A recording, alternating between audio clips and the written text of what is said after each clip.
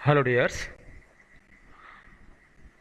my name is Surendra Kumar, Assistant Professor in Mechanical Engineering Department. This subject is Fluid Mechanics and Fluid Machines, and the code is 4ME4-05. So let we start. The contents of unit first are fluid properties, fluid statics and flow characteristics. In fluid properties, we will discuss about the properties of the fluid such as density, specific weight, specific volume, specific gravity, viscosity, compressibility, surface tension, capillarity, etc. And after that, we will discuss about the fluid statics and its characteristics. Okay, so let we start our lecture number first. So first of all, what is fluid mechanics? So fluid mechanics is a branch of science which deals with the behavior of the fluids at rest as well as in motion. There are two types of the fluids, liquids and gases. Okay, तो means study या behaviour या nature of fluid means liquids and gases when fluid is at rest or in motion, that is called the fluid mechanics. Fluids may be static, kinematic and dynamic. If we are study about the behavior of any fluid when fluid is at rest, then this is called the fluid static. Means अगर आपका fluid stationery condition में है, rest condition में है, then the study of fluid at that time analysis of forces is called the fluid static. Second is study of fluid in motion, कि जब आपका fluid motion में है, फ्लो कंडीशन में है, then the study of fluid is called fluid kinematic और fluid dynamic. तो means अगर आपका फ्लूइड मोशन में है but the pressure forces are not considered, लेकिन उस फ्लूइड के ऊपर जो प्रेशर फोर्स लग रहा है अगर हम उन्हें कंसिडर नहीं करते हैं, then the study of the fluid is called the fluid kinematic. On other hand, अगर हम if we consider the pressure forces, then this is called the fluid dynamic. So fluid kinematic and fluid dynamic both are the part of the fluid in motion. Okay, next is dimension and unit. Dimension means the measurement of a physical variable in quantitatively is called dimension. और अगर उस dimension को हम कोई भी number से attach कर देते हैं, then this is called the unit.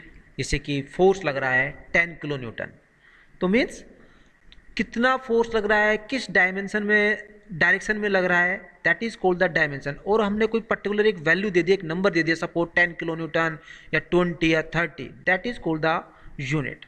Okay, तो in fluid mechanics there are four fundamental dimension in which no relation means there is a no relation between the fundamental dimensions such as mass, length, time and temperature. ये चार fundamental dimension हैं, इनको हम primary dimension भी बोल सकते हैं. तो now second is derived quantities और secondary variables.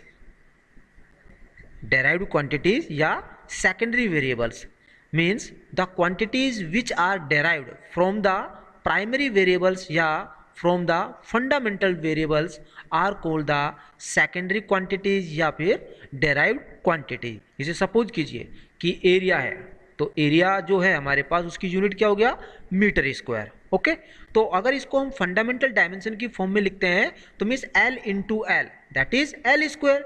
तो means area consider means fundamental quantities, means जो एरिया निकल कर आया है वो फंडामेंटल डायमेंशन से ही निकल कर आया है, इसलिए area is a secondary quantities और the derived quantities. Similarly volume हम ले लेते हैं, यूनिट क्या होती है metre cube, means L into L into L.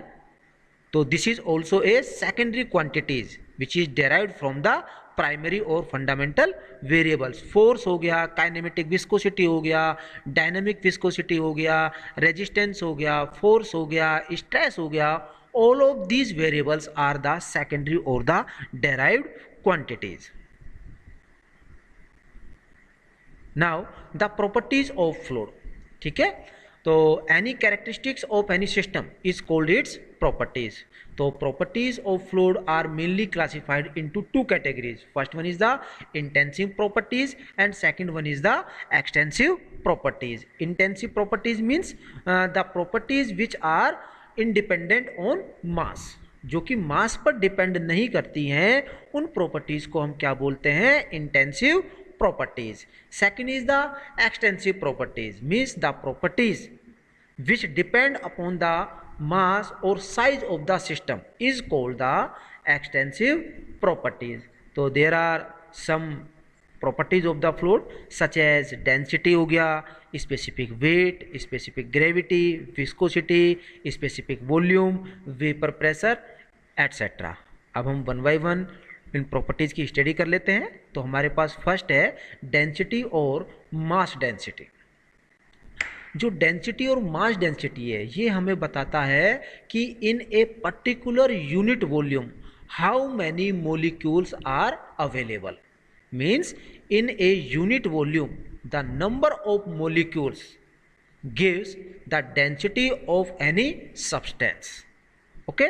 अब सपोज कीजिए कि हमारे पास कोई एक यूनिट वॉल्यूम है, सपोज वहाँ पर 10 मोलिक्यूल्स है, ओके और सेकंड एग्जांपल लिया कि हमारे पास कोई यूनिट वॉल्यूम है सेम वॉल्यूम का, अब वहाँ पर मोलिक्यूल्स 20 है, तो डेंसिटी किसकी ज़्यादा होगी, जिसके मोलिक्यूल्स ज़्यादा हैं अपने पास। So more the number of molecules more will be the fluid density.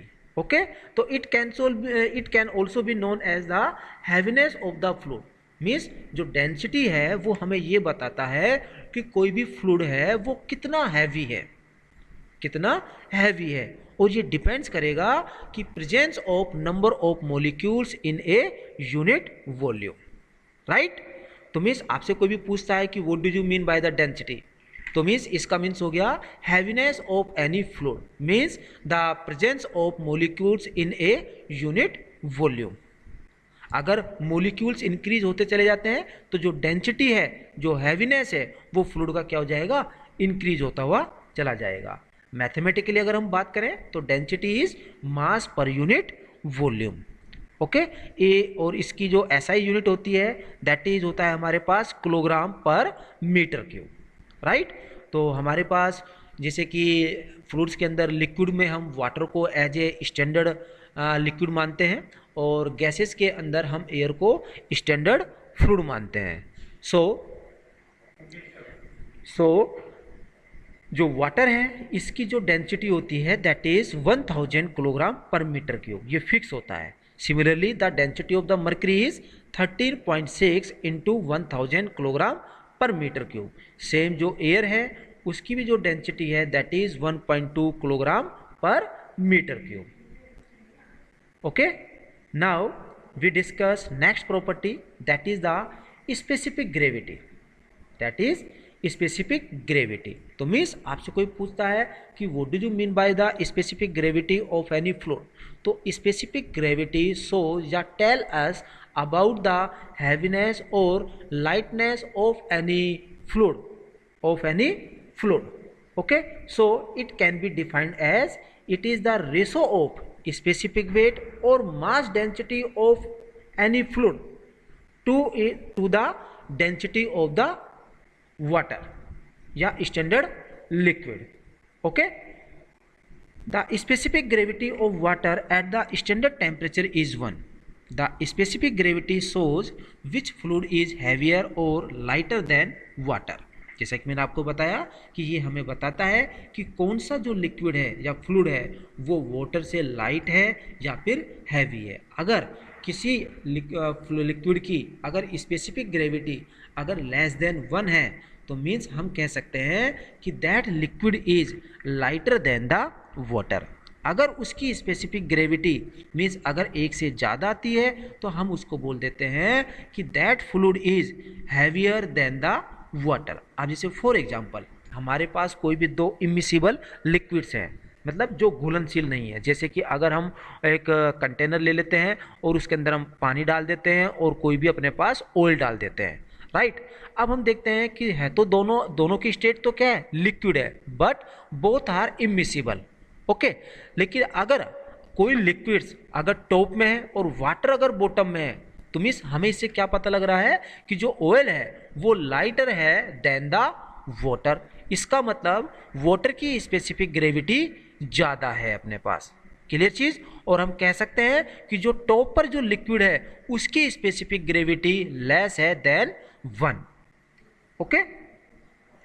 तो स्पेसिफिक ग्रेविटी अगर मैथमेटिकली हम बात करें तो specific gravity for the liquids means weight density और डेंसिटी ऑफ लिक्विड, कोई भी लिक्विड है अपॉन में वेट डेंसिटी और डेंसिटी ऑफ वाटर, राइट।